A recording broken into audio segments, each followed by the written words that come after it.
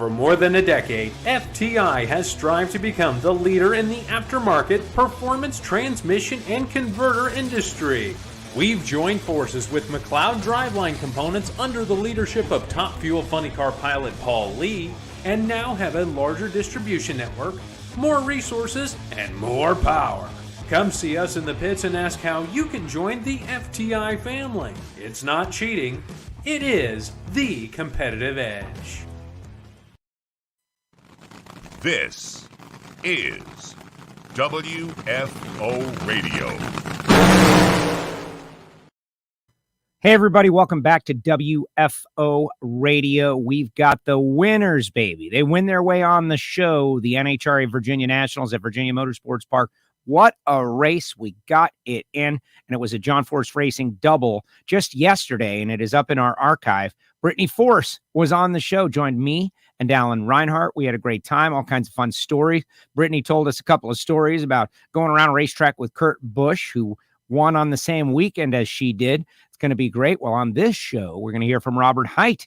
So you John Force Racing fans, you got a little double your pleasure, double your fun. And we're going to hear from Robert a couple of seconds from now. So we ask you to share the show. But in the meantime, I want to tell you about the people. I couldn't do this. Honestly, I couldn't do this without sponsors or advertisers or people that believe in what we're doing. It's as simple as that. You already heard from VP Racing Fuels, and we're going to dig a little deeper in the coming weeks, and FTI Performance Transmissions, of course, but also Total Seal Piston Rings, the leader in ring seal technology. Haven't had Hartford and the team out for a couple of weeks, but they'll be in Epping. TotalSeal.com is the website.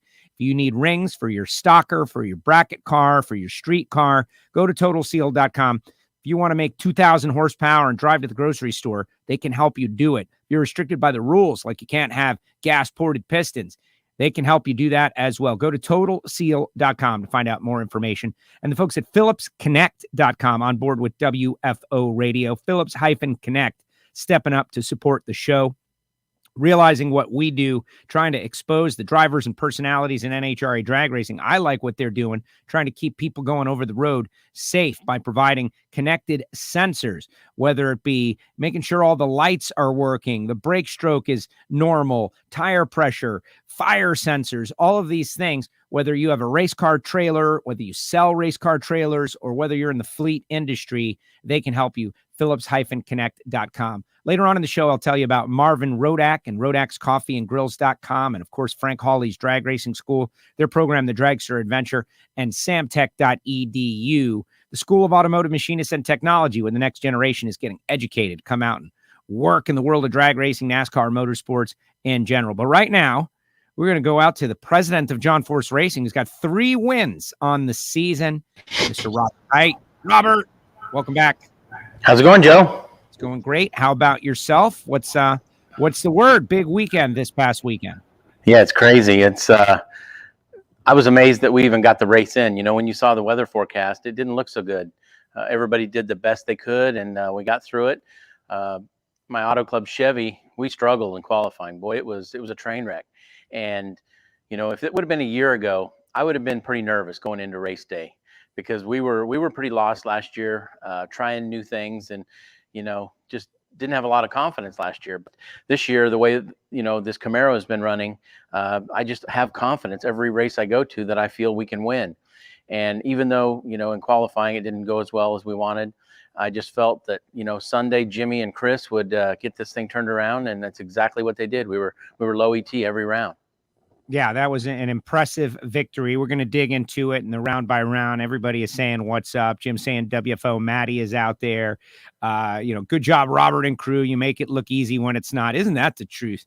Everybody weighing in. Robert is always great in an informative interview. You're informative. So, folks, be ready with a question. If I don't ask it, maybe Robert will. But I want to go back to the Sunlight deal, because we had a very interesting communication, right? NHRA was going to kind of hold things up because you guys were going into the Sunlight. Some of the top fuel cars were maybe having a tough time seeing. Brittany talked about having a tough time seeing. And the crew chiefs right there on the spot, they petitioned NHRA like, hey, guys, we don't want to wait, you know, an hour because everything will be different. And NHRA listened to you guys, but I poked my head under the body and was like, do you want to run? And you just gave me one of these. Just an affirmative nod. It's like, All right, Robert Hight, for my own understanding, right? Like, this is an interesting situation. What does Robert think? You're like, let's go. Yeah, I could see the angle of the sun and know that, once the body comes down on the funny car, that the sun was going to be blocked by the roof of the car. I just knew that. So, if we would have got the show on the road, we probably could have got all the runs in funny car. But the more we waited, it was getting to a point where when that sun comes down and it's into the windshield, it's pretty tough to see. And then you really need to wait not just an hour. I mean, it was like over an hour and a half, maybe closer to 2 hours before the sun actually set. So I'd been in the car a long time. I wanted to get the show on the road here. I really wanted to make a good run down the track because we hadn't been down the track yet. And then my car drops a cylinder. So no, I was ready. And even the final round, it's kind of funny because the sun was starting to get bad then, it was later in the day. And I told the crew chiefs after the run, I said, man, it wore the clutch out because with the sun coming in the windshield on a funny car, all that clutch dust, that's boiling up and around you in the driver's compartment, the sun makes it even worse. So driving down the track, I'm thinking, this thing's going to wear the clutch out. Okay. I hope it makes the finish line. And as it turns out, it was just the sun. It didn't really wear the clutch that much. It was just the sunlight coming through the windshield that made it look like that's probably like you have every run. But when you have the sun, it makes it worse. Okay. That's the thing. Like you saw something like when you're in your house and the sunlight is coming through and you see all the dust floating around in the air. And Exactly. Like, same thing. Is it like this all the time? Because if so, that would be pretty gross. Yeah, exactly. And, I've been in cars when, the clutch is wearing so much that it never locks up. And that's not a good thing, especially when you're racing Hagan. It's like, hang on here, baby. Let's get to the finish line. But it really wasn't anything. It was just the sun. Wow, interesting. So you mentioned qualifying was tough. Let's just focus in on race day. And you started off with Wilkerson, right? Like not an easy run at all. I talked to Wilk. He felt the same way and was obviously annoyed because he ran a 94, which was a really good run. The best losing pass of round one for Wilkerson. And it's just been a tough go, but that's the way it is, right? And you were the lower qualified car. You're 10th, he's 7th, but you were able to advance. Yeah, I was nervous because, we were 7th pair. When you're 7th pair, you're sitting back in the stage lanes. You're listening to everything that's going on with Top Fuel and the funny cars in front of you. And there's a lot of cars pedaling. Okay, there's a lot of smoke going on, and you've got to be ready for all that. And I'm thinking, gosh, I hope they don't back this thing down too much because Wilkerson's going to pick us off. If we play this safe and just make a conservative run, Wilkerson's going to pick us off. And Jimmy came back to the box a couple times, and I'm just thinking to myself, be ready for anything if I got to pedal it, but I just hope that he hasn't gotten scared and backed this thing off. And I really should have known Jimmy never gets scared, right? So anyway, 91 shows up on the board, and it was like, wow. And we needed it. You can't take Wilkerson lightly. Honestly, every round that I had on Sunday, every car is capable of winning the race. Every race we go to, that's quite a accomplishment, beating that group of cars. And it's when you win one of these, it's very, very gratifying. And you've won 3 this year. It's amazing, setting up a battle against Caps in the second round, and Caps won that 4-wide Vegas with you and Hagan in the final, and got his first win as an owner rather. You both are 57 on the tree, and you ran a 93. So consistency also. Everyone was looking at that second round matchup. The second round in particular is going to be the hottest of the day. And, getting traction was tougher in Top Fuel. You guys in funny cars seem to have a better handle of it, and you got down and took the win. Yeah, that was a big one. I mean, there are no small ones anymore. Used to be if you'd qualify well, you'd think, okay, well, if we just make 2 good runs, we're in the semis. It's not the case anymore. It doesn't matter where you qualify anymore. You've got hitters and Caps. You don't expect to race him second round. They're a good team. They've been running well. They ran way better than us in qualifying. So whenever you race those guys, you've got to be up and be on your game. Let's focus on the track for a second, because this was our first time we were back here. Everybody talks about how smooth it is, and Vegas is very smooth, and there are some resurfaced tracks that are very smooth. But this one seems like everybody agrees if it's not the smoothest track, it is top 2 smoothest racetracks. And Tommy and Judy, the reason I want to shout out to them is they're not like a corporation, or I'm sure they have a corporation set up, but they're a family. It's a family-owned facility. And they've got a great sound system. They've got great lights, and they've got, good sight lines. They're building a building there. And it just reinforced to me that we got to support them in their endeavor with this racetrack. We hadn't been there for a few years, and everybody seemed pretty stoked. Bummer about the weather, but everyone was pretty stoked on Sunday. Oh, definitely. Well, the bottom line is they're racers, okay? Tommy's raced. So he knows what a racetrack should be like. He knows what a facility should be run like. And you can tell that when you go there. The fans definitely missed us the last 2 years. We missed them. It was good to get back there. And just to set everything straight, Lanny McGleasy, if you ever have watched him, before a race, he's on a creeper and he is going all the way down both sides of the quarter mile and mapping a track out. And when Lanny tells you this is the smoothest, flattest racetrack in the country, you can take it to the bank. That is a fact. And that makes for fast runs, good racing. The only thing that bit us this weekend was the weather. Yeah, and we can't control that. Ma Nature has got her own deal. People checking in, Proc Rocket, Milstead in Illinois checking in. Blake out there says congratulations. And we've had a lot of this. Has been like a JFR week on WFO. You guys have been doing so well. Let's talk about that semifinal matchup where you had 4 JFR cars in the semis. Austin over there with the Silver Stallions. Brittany, of course, goes on and wins the race. John went left on nothing on Hagan, and there's no shame in that, right? Like, that's a very tough deal. There were some long trees, and you got around Tasca. But everybody in John Force Racing stayed busy all the way to the semis. Yeah, I think it was a big deal to have lane choice, and which I did, and it was in the back of our heads, all of us, trust me, at JFR, that there was a possibility here that we could have all 4 cars in the final. And number one, that's not easy to do just because of how you qualify. Usually you fall on the same side of the ladder, and that isn't possible. But this weekend, it all worked out the way we all qualified, that it was a possibility. And then when you get that far in the semis, you think, wow, this could really happen. And that would have been, nothing better for our sponsors.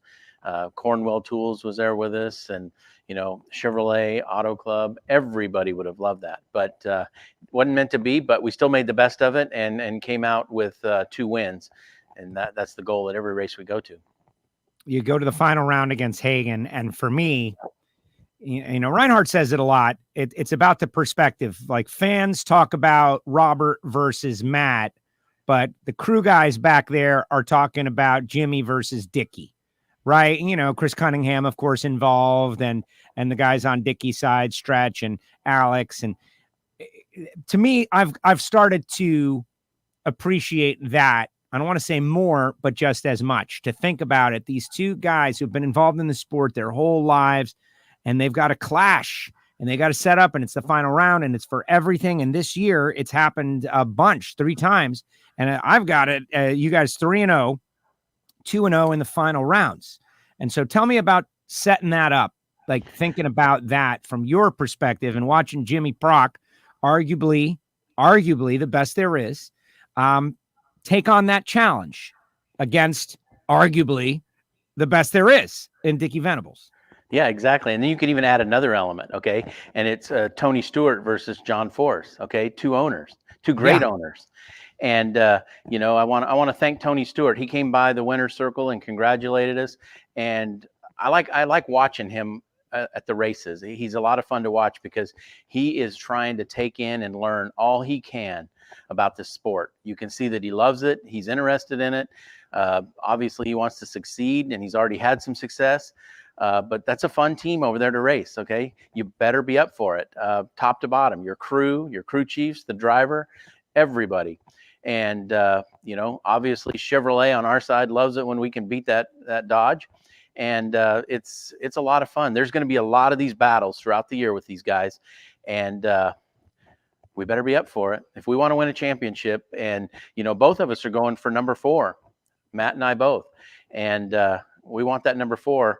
That's the car we're going to have to beat a lot of times.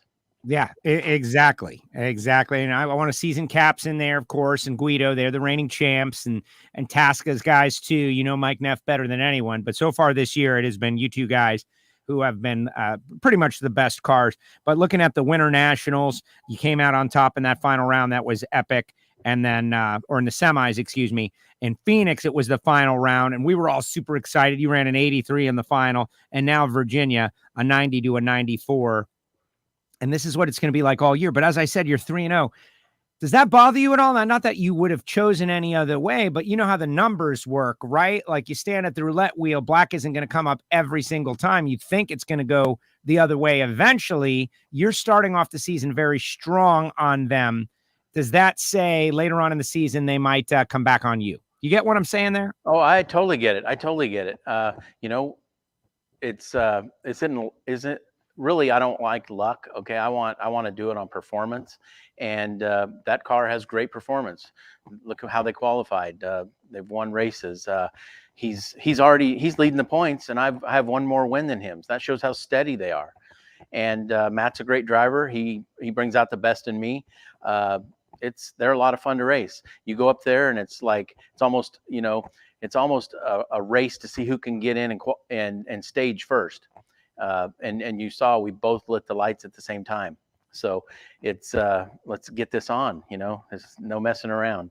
Is that distracting? It can be. If both lights light at the same time, it can be distracting. But you got to put it behind you. This is the final round. You screw up just a little, and they're the winners. But they weren't, not in this case. You got down there, you got the wind light, you turned the corner down there into the beautiful, quiet, serene top end of Virginia Motorsports Park. There's like a little pond down there. It's actually really nice. And here you go, 3 wins on the year. This is a good start to the season, and a John Force Racing double with Brittany Force. And she says that you guys have got some sort of luck thing going on together because you've had, most of the JFR doubles have been the two of you. Yeah, we've had 4 of them. It's pretty cool. And hopefully we're going to have some more this year. Schumacher, he used to do it all the time when he had, 7, 8 cars. He had a lot of double ups. So things are going good for JFR right now. We got a couple weeks off here, but we really need to focus and get back to, being focused and ready to go. Number one, I think that first run of the weekend is the most important. And it hurt us this weekend when we had a parts malfunction, Q1. And, we need to focus on getting to Epping and making sure we get down the track and start it all over again. It was cool because I had never won Richmond. And, I know Hagan's from the Virginia area, and he had never won either. He told me that in the final. So, one of us was going to be a first-time winner there. So that was cool. You can check that off the box. I've never won Epping. John beat me in the final round last year, and see if we can get it done this year. Yeah, exactly. Epping coming up. Super excited to get up there. Of course, after Memorial Day weekend, though, you gave the win to, or dedicated the win, or you're going to give the Wally to Mary Barra, the CEO of General Motors, which I thought that was kind of an interesting, I want to know where that came from. Is that out of nowhere with Robert? I liked that you did that. I wonder, I know Chevrolet is your big sponsor and that they are very involved, but I wonder, does Mary Barra know about drag racing? You said, hey, come out to a drag race. I would love for her to see what we do. I know a lot of their stuff, there's, electric cars and whatnot, but for the marketing of trucks, for the marketing of electric stuff, we've got people that are into that out there. What inspired you to say that? I want to show support of all the appreciation. They've done a lot for us over the years, and I want to give back a little bit, and I would love to have her come to a race and see all those Chevrolet trucks and SUVs and in the parking lots, and see where a lot of their customers come from, and show her that we can't do this without their support, and be cool to get her to a race. I think that'd be fun. Oh, it really absolutely would. It would be great, because once you get someone to drag racing, they understand so much better what it is, that it's not only just cars going down a racetrack. It's a whole exercise of humanity, like overcoming obstacles, challenging themselves, teamwork, the teamwork aspect. You guys talked about it just the other day. It's a team exercise. And Chevy gets to be involved in battle against their arch nemesis, like, Toyota and Dodge and Ford. And they're all there. Like, that's why funny car racing is so cool. How about that 4-wide final where we had all the manufacturers represented and the technology is relevant? I liked what John said about the mile per hour and the aerodynamics of the funny cars. Like, you put them to the test, they help you. Without a doubt. And, if she were to come to a race and come through the staging lanes or go through the sportsman pits, she's going to see a lot of Chevrolet engines, a lot of Chevrolet cars, and that's the backbone of our sport. So there's a lot, she could learn coming to an NHRA drag race. Absolutely. Lonnie has a question. I wonder, how critical is the current parts availability issue with JFR Racing? I saw someone make a comment that championships this year may be won based on parts availability, not so much, team prowess. This is just a wrinkle that's happening right now that we have to plan for. Have you guys planned for it? Yeah, we have. We're fortunate that we make a lot of our own parts and things in-house, and we could see, a year ago, there could be some shortages coming. So we stocked up on a lot of materials and things we needed, to build our parts. We're still at the mercy of a lot of other companies for crankshafts and rods, pistons, valves, valve springs, things like that, clutch discs. But for the most part, we make a lot of our own stuff, and that kind of puts us at a, little more comfort level. But we've definitely noticed price of things going up. I mean, it's out of control. Crankshafts used to be $4,700 and now they're $5,100. And, it's just the whole world's seeing this. When you shut down the world for, at least a year, it catches up with you. Well, and this war that's going on too, someone said, and I don't know the answer to all these things. And honestly, some of these WFO is an escape from everything else. And so we don't spend a lot of time talking about that stuff, but I hear some, metals, right? Like what's going to the war effort, titanium, less available, a lot of stuff less available because it's going to the war effort over there, whether we're sending it directly or it's being prioritized. And I think about our World War II experience where kids were out like collecting tin cans for soldiers. That can't be helping, is my point. No, it can't. A lot of titanium comes from Russia, and we're not doing a lot of business with Russia right now. So there are some shortages. There's no doubt about it. We just got to weather the storm and get through this. Wayne wants to know, and I opened it up to questions. Hope you don't mind. What's the, like a nitro pass? I remember back in the day, Daryl Gwynn told me that it was like, $10,000 a pass. And all you do is you take your yearly expenditure and you divide it by the number of runs you make. And that's how you come up with that number. Do you still do that? Is that how you do it? And what's the number nowadays? Yeah, it is. Before the pandemic and everything that's happening today, $10,000 was a good number. We've actually broke it down in parts, and it's around $5,000 just in parts. Okay. And that's tires, fuel, engine parts, clutch parts, wear and tear on bodies and chassis, that sort of thing. It's around $5,000, but the rest of it is, all your help, your employees, your travel costs. It's just on and on and on, right. We did some numbers, and taking all 9 of our big rigs to Richmond and back from Indy was about $25,000 just in fuel. Yeah, and that's why I hope people understand.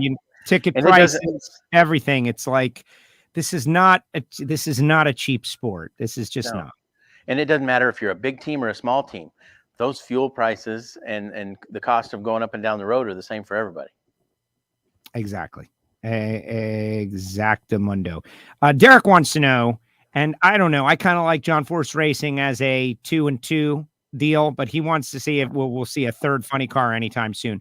How about not just you, but anybody, right? Like, I don't know. I think people have trimmed down the days of the super team with Don Schumacher Racing, pairing down, and Antron and Caps going off on their own. And I don't know. I think maybe we're at a nice, I might make a rule that you can only have 2-2 if I was in charge, but I'm not.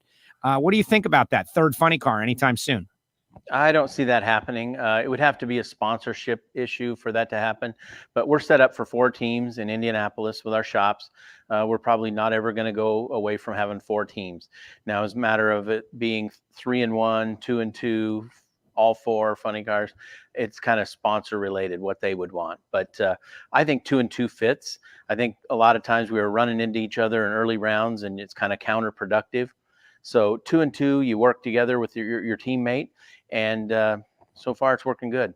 Running each other in the early rounds is counterproductive.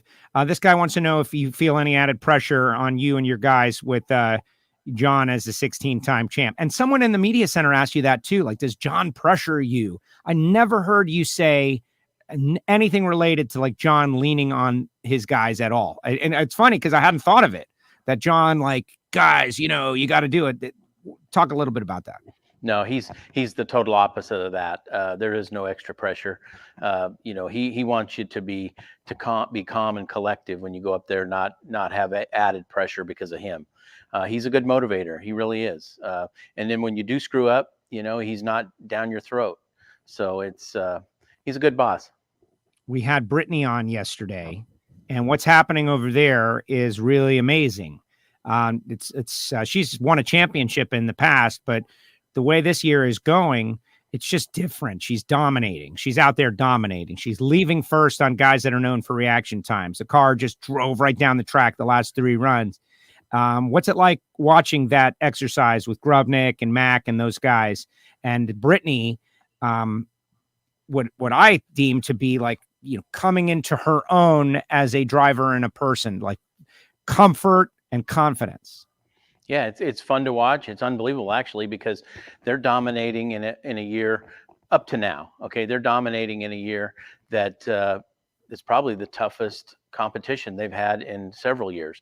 The dragster class has been, 1 or 2 cars, and that's it.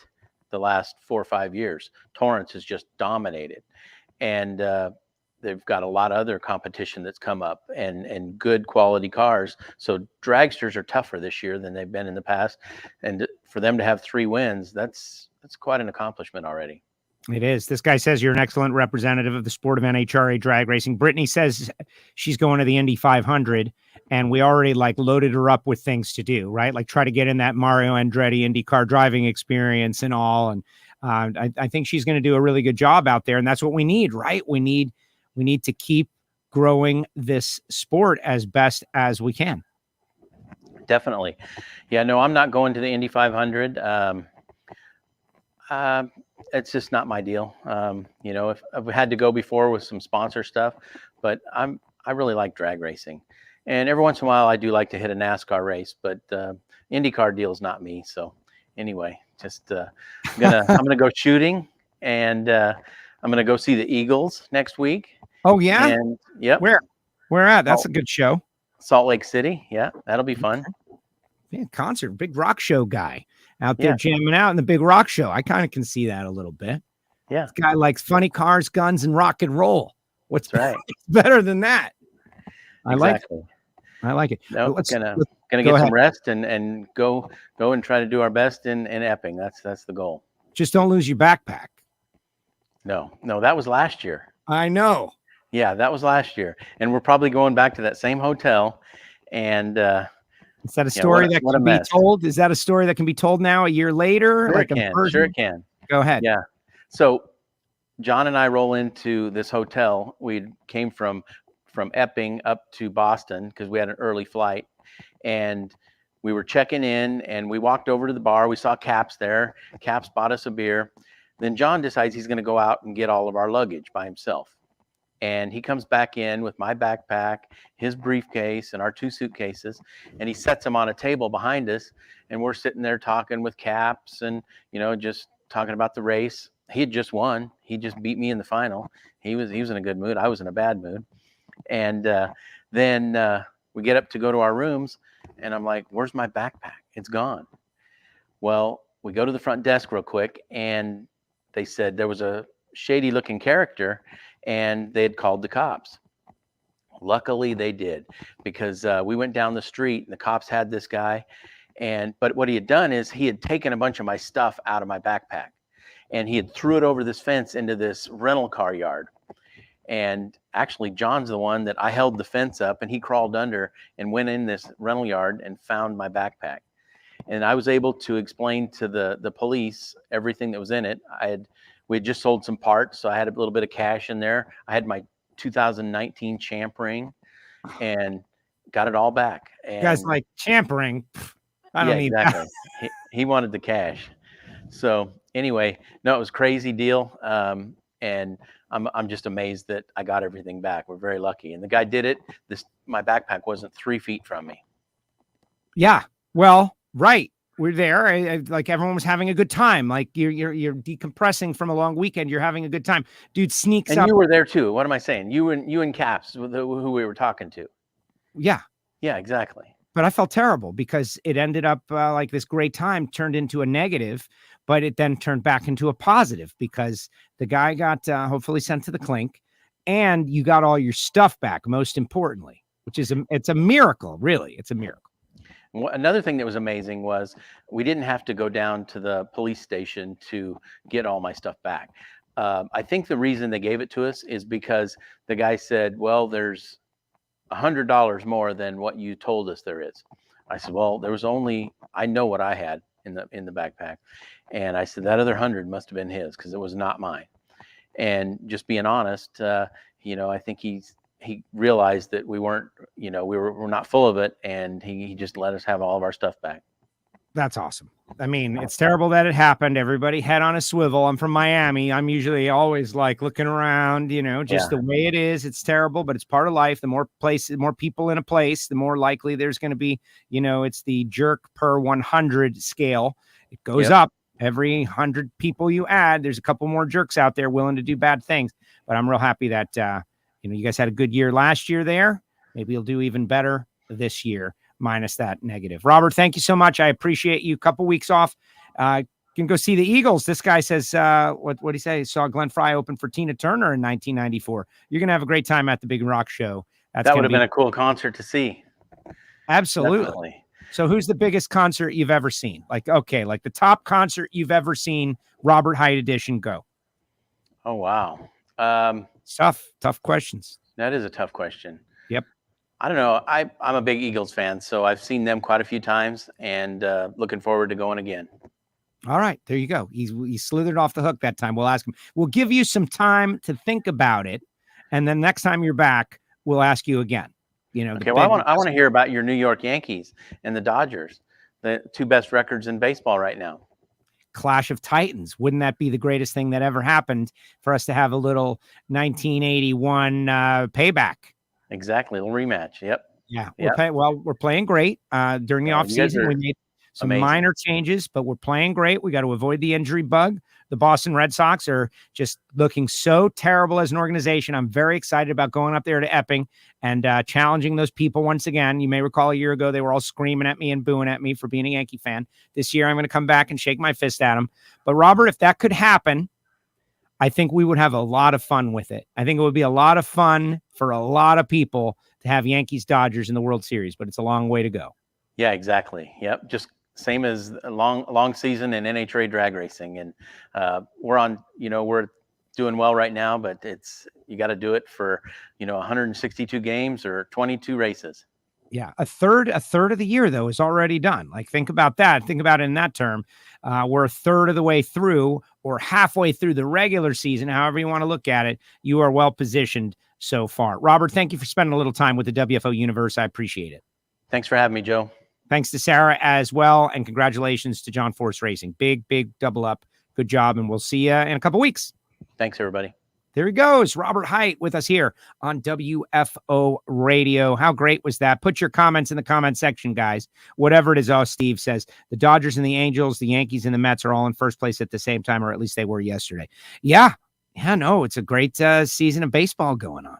It's a great season of baseball. Like Stanton and Judge are like crushing it. It's amazing. Me and Dominic Lagana are like texting back and forth, giddy, like children. Like this is finally. But, and not to pour cold water on it, it's so early. It's so early. The season just started. It's so early. There's a long way to go. And that's true in drag racing also. And it's true for Brittany, and it's true for Steve Johnson, and it's true for anybody who hasn't been, hasn't won a championship, right? Brittany has, of course, but Steve hasn't. That confidence on and I'm thinking of Aaron Boone right now, our manager. That's what I'm talking about. Those critical moments in the playoffs when things can go sideways very rapidly and the decisions are magnified. That's what I'm a little concerned about. You could play real great in May, right? Like there's Mr. October and then there's Mr. May. You don't want to be Mr. May. That's what I'm saying. And AJ is out there. What's up, AJ? All right, so put your comments in the comment section, guys. Let's see what you've got to say. Tomorrow, we got Matt Smith. 12 noon, I believe. Matt Smith going to be on the show. I've already fielded a couple of texts from Steve Johnson, and we're going to get the other side of this rivalry. Now, maybe you're not into the bikes.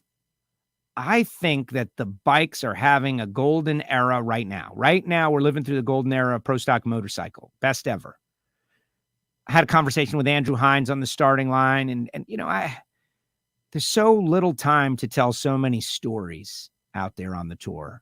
And Andrew told me something that was just so cool. He comes up and he taps me on the shoulder and he goes, you know what the one thing I really miss about riding?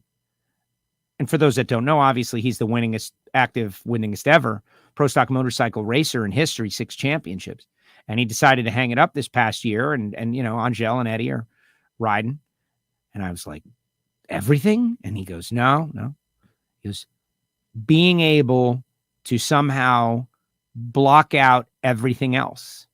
He goes, as a crew chief doing this job, I can't. It's all in there swirling around. And the only thing that enabled me to really and truly focus on only one thing was riding. I thought, wow, that's a great moment. He just gifted me right there. Right on the starting line, Andrew Hines. You got Andrew Hines as crew chief. You got Eddie. You got Angel. You got Matt Smith. You got Steve Johnson running quick. You got everybody running quick, and a feud, a blood feud between Matt Smith Racing and Steve Johnson Racing. Now I don't know if it's really a blood feud. I just like saying blood feud because it makes it seem very intense, right? But it's definitely a genuine rivalry, and we've heard from Steve a couple of times this year. What's Matt say? That's going to happen tomorrow. Hopefully you will join us for that, and we can keep this, and we can continue to pour gasoline on the fire. I mean, promote the sport of NHRA drag racing. Hey, I want to tell you about Marvin Rodak, rodakscoffeeandgrills.com, guys. Hot sauces, spice rubs, everything good. Grills, tools, tips, information. This guy's been on television for his barbecue skills, but he's a craft roaster of coffee. Gets it from all around the world, some of the best beans in the business. And he roasts them when you order them. So if you want to try some really great coffee, 817-924-6821. Today, I'm not coffeeed up. Taking a break. Frank Hawley's Drag Race School. Because, then you got to get more and more and more. Like, take a day off from the caffeine, Joe. One day. Frank Hawley's Drag Racing School. The Dragster Adventure. Driving dragsters. Now, to me, this makes a great gift, and I always talk about how it makes a great gift, especially around the holidays. But, are you doing it selfishly, like fun thing for you? Or are you going to throw a party for you and your friends? Like, this is one thing that it's out of left field. Your friends will be shocked and surprised. Your sales team, your best clients, they travel around the country with the program, the Dragster Adventure, frankhawley.com. Tell them you heard about it. All of our sponsors, like, yeah, Joe, talking about you, WFO. Samtech.edu. Same deal. I like to think we got some young kids out there, young people, maybe not kids, but in their 20s or less than 30, veterans who are just getting out, who are thinking, what am I going to do? Samtech.edu is a school, and they will also help place you there for machining and, engine machining, like the cylinder block and heads, but also motorsport EFI tuning, learn electronic fuel injection, CNC programming. Some of their grads are working at SpaceX. It's really amazing how well they've done. They're located in the Houston area. And Brian Massengill, his mom, Linda, and Judson have done a great deal with it. So check them out, samtech.edu. Also, Phillips-Connect.com. We're working on connecting with Jim Epler to talk a little bit more about Phillips Connect. And this is something you should research. If you're going over the road, you've got trucks, you've got trailers. I know a lot of our people in the trucking business. Think about a lot of people that are in trucking. Your trucks and trailers should be connected. This is one of those deals where an ounce of prevention is worth a pound of cure. Phillips-Connect.com. Total Seal Piston Rings, the leader in ring seal technology. We got new podcasts, and we got a new one coming up next week. TotalSeal.com. I'll be super excited to get the Pro Stockers back. VPRacingFuels.com. I went and purchased a little VP fuel additive that's going to go in my Firebird the next time I get a full tank of gas. And so the prop for in studio is going to be gone because this is only a temporary prop. But if you're a racer, obviously VP Racing Fuels, top notch. But VP Lubricants and VP Fuel Additives are ways that you folks out there can support. And if you love the logo, they've got Man Cave stuff too. VPRacingFuels.com. Go to the website, find out more. And then there's FTIperformance.com. FTI helping race winners and super gas and super comp, big money bracket race winners and runners up. Get the job done, be consistent. Plus Pro Mod, Top Dragster, Top Sportsman, high horsepower cars. They have got a really good product, and it is well known throughout the industry. During this show, we picked up a Patreon. What's his name? James. And it tells me, thank him with a personal message. I'm doing it now, James. Thank you with a personal message, James. Our VIP listener club. You get Monday motivation, sometimes, most of the time. Not this week, but you do. You get to be a part of our Ignition record session. With Ignition is a lot of fun. And you get some swag, which I will be sending out, guys, this week or next in this little break we've got before we get going again. Patreon.com/WFO Radio. And you could pick what level you want to join or not. You don't have to join. Certainly, I have definitely what I'm doing. I try to underpromise and overdeliver. And so I tell you, you really get nothing. And then if you get a little something, feel good about it. But most importantly, you support WFO Radio. And that's cool. We got the mobile application. Download the mobile app. It's free. It's in the chat section. The mobile app. This is a great way to follow WFO. And honestly, with the new phones, it's working so much better. It's working so much better. And what you can do, look at that. You get a little look at my light. You can see all the video shows right there. And I think and watch them when they're live, like what'll happen when I hit this. I'm a little concerned because this is the Robert Hight Show. Like this is live. Oh, look, there I am live in the app. That's a new milestone. Amazing. We were unable to do that before. Tremendous. And all the audio podcasts as well. And the thing that I'm most excited about is you can go into the more section and click on merch. And next thing you know, you're at the merch store. Finally, technology is catching up with my ideas. Finally. All right, let's see what everybody's got to say. Then we'll get on out of here. I think I've promoted everything. David Knapp, VPS Cleaning Products now too. Thank you, David. David Knapp is like, I think it's so cool, man. I miss E-Town so much, but that your family created such a place that we all like remember. Amazing. David Grubnick.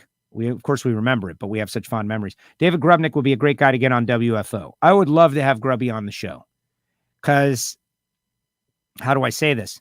The guy that you see, David Grubnick, walking back and forth on the starting line, and he's very intense. Talk to Mac. You know, he is different when the intensity of competition is not happening at this exact second. And I think he would be a great interview, and we should do it. Sarah, if you're out there, can we do that? Talk to David. Deuces Wild, great show as always. Thank you very much, Gary. Love Pro Stock Motorcycle. His rider is Angel. Please focus.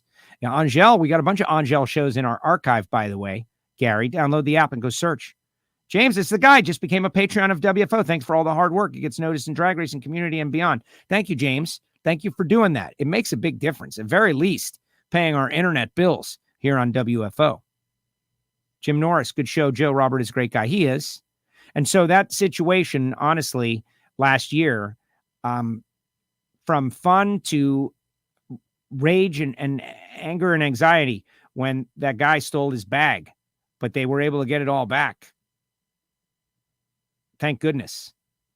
Another great show. Thanks. The Dodgers are really from New York. Yeah, the Trolley Dodgers. That's where the Dodgers come from, the Trolley Dodgers, right? Or the bums, depending on how you want to look at it. But they got one in on us. Broke up the decade of championships. What was that? 1956? 55. Dodgers. Thanks, WFO, for all these awesome interviews. Thank you, Wayne. And more to come. Matt Smith tomorrow. Plus Erica Enders next week. And we're going to keep on going. But the Dodgers are the best out of all of them. I don't know about that. Excellent show, says Lonnie. Will Erica be home soon? Erica, I think you mean, will Erica be on soon? And the answer is yes. You know, we haven't talked about that historic win out there at Houston. And the reason is because I felt like we're going to save that for right before Epping to kind of reinvigorate everybody and also to let it sink in. That was a very, very intense weekend for Erica Enders. And I think it's a historic race. And we could just, but I didn't want it to be like right after because you just don't know. But let's just look at the deal for a second. Let's take a second to think about this. The second female pro stock racer coming in with like good chances, and it's Camry Caruso, and she's brand new. If she were to beat Erica for her first win on the final race at Erica's home track, where Erica got her first win, that's like the whole UNC Coach K kind of thing. Not that these two, you know, like Camry's relatively new. They've only raced once in their first meeting.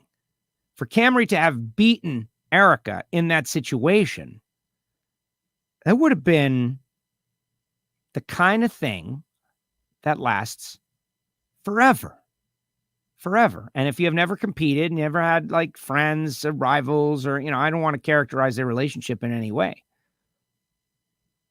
But you don't have to be a genius to know, had it gone the other way, that would have been definitely an annoying thing to the fans of Erica Enders and everybody in that part of the region. And Camry would have loved it, of course. It's not just about the money. It's not just about the win light. It's not just about the team. There's a lot of different layers to everything. And watching those two roll to the starting line, I don't know if you guys were out there thinking about all of that, but I was. And someone can tell me, oh, you know, that stuff doesn't matter. Yeah, the first time Camry and Erica raced, Camry closed down Houston Raceway Park, shut the place down with a win over Erica, and the first time they ran in a final. That's the kind of thing that, and everybody's is different, but everybody has something like that. Something that their enemies can use against them. I don't even know how to say it. I don't want to make it so elaborate. But Erica won the race. And Camry did great too. And we'll talk about it in the next week or so. This guy says, thanks. Thank you. Are we able to comment in the app and you see it? No, that's you have to go through YouTube. And I want everybody to go through YouTube. That's too much.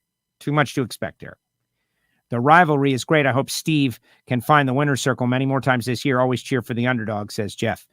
Steve's got his fans and Matt's got his fans. I talked to somebody and I said, listen, we can't have a Will Smith situation here. Like, this has got to remain respectful. It's got to remain, it can be intense. It can be intense.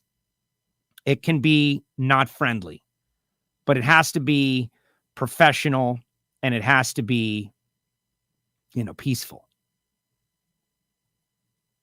Excellent show.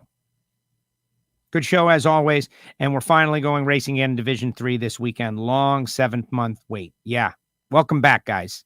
It's a miracle. It's also crazy. You know, here in sunny South Florida, we never stop doing anything. That is what I meant. I figured, Tyler. Happy hour with Courtney and J-Lo is long overdue. Well, we're good at spending your time, Joe. Yeah. And we unleashed a new show called NHRA Talks F1, which I would like to get something going on this week before the Spanish Grand Prix. And Factory Stock Podcast is back up. That's up on our YouTube channel. Being a Red Sox fan, do I have to give up my Patreon status, Joe? Is that a threat, Dave? You know, we can't do that. You can do whatever you want to do. Remember last year, though? John Gray up there wins the race and alerts the whole crowd that I'm a Yankee fan. And they began to boo me in mass. And so when they boo you, what do? You got to fight back. So I felt like Hot Rod Roddy Piper for a little bit. I was yelling at people. It was great. Reinhart tried to have me killed. Love Boston. And I love the city of Boston, and I love the people of Boston. Like, they have got an edge, just like people from New York have an edge. And I like when people have a little bit of an edge, and they do. But I also like living, and I like to survive. And 99.9% of the people are totally peaceful and get the best of the rivalry, that it goes back and forth, right? Like, well, it mostly goes the Yankees' way over history. But recently, it has kind of gone the Red Sox way. And so, they've won a couple World Series since we last won one. Hopefully that'll change this year. Like how I danced around that? Joe, are you going to have Brian Loans on anytime soon? It's possible going into Epping. I don't know. I don't want to wear Brian out, man. I have Brian on a fair amount. Brian is welcome. I will ask him, and I know he'll come on if I ask him. So like before Epping, after Epping, does seem like a good time to have Brian Loans on. He slept in the tower. My parents always root for Steve Johnson. What about you, Blake? I love the rivalry. Shake that fist, Joe. They are fanatics. That's right. The Bostonians, they take it seriously, but so do we. Take it very, very seriously. What many of you maybe don't know, or maybe you do, it's kind of a thing inside the sport of NHRA drag racing. Not everybody, but a lot of people like to go to major league ballparks and check them off. This ballpark or that ballpark. Bobby Lagana was telling me that we really don't have any Yankees near the NHRA this year. And it used to be our thing. Another reason why losing E-Town was so negative, because we would shoot up there into the city and watch the Yanks. And they were either in town or they weren't in town. But if they were in town, we'd go see the Yanks. And I did that like 2 out of the first couple of years I did. Trans Am engine rebuild updates. Yeah, I have plans to get the engine from a cradle to a stand. That's the next step. Engine from cradle to stand. And we'll see how it goes. Maybe this weekend. I always root for Matt and Angie Smith. I'm going to ask Matt tomorrow about the Angie deal. Crankshaft sensor. Bike basically just shuts off. Brrr. Man, if Angie Smith could become the rider that could win 2 or 3 races a year, that would be really something. That would be really something. Need to have Ricky Smith on. What an interview that would be. Ricky has been on a bunch. But I know a lot of new listeners to WFO. Go check the archive. Go find Ricky. Search the website. WFOradio.com. Search the website. Right in the search bar, Ricky Smith interviews. And Ricky will be in there. But yeah, we'll have Ricky on. Love Ricky. But Tyler Miller, though, he's the one we got to have on. Appreciate all that. Go to the website, WFO Radio Store. You can get some free WFO Radio stickers by sending me a self-addressed stamped envelope. And everybody out there, especially Robert Hight and Sarah from JFR and Brittany, of course, and Silver Stallions. Thanks, guys. Appreciate you. And we'll see you tomorrow with Matt Smith right here on WFO Radio. In the meantime, please share the show. It's so helpful when you share and comment, especially on YouTube. WFO, guys.